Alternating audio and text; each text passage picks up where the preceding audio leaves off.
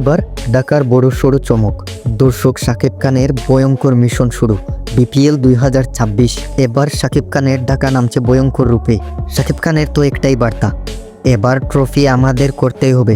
ঢাকা ক্যাপিটালসের মালিক শাকিব খান এবার দল গড়ছেন যুদ্ধের মতো পরিকল্পনা করে। আর সেই পরিকল্পনার সবচেয়ে বড় অস্ত্র হতে পারে অস্ট্রেলিয়ার স্পিড স্টার মিচেল স্টার্ক। ঘন্টায় 150 কিলোমিটার গতিতে বল করা এই বোলার যখন আগুন জড়ান, তখন সেরা ব্যাটসম্যানরাও কেঁপে ওঠে।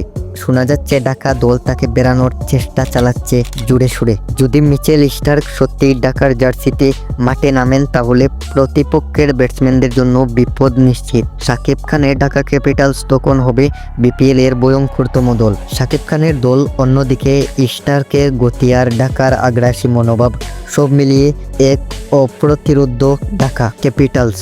তাহলে কি এবার গুঞ্জন সত্যি হবে? ঢাকায় কি আসবেন মিচেল স্টার্ক, নাকি সবই গুঞ্জন? দেখা যাক শেষ পর্যন্ত।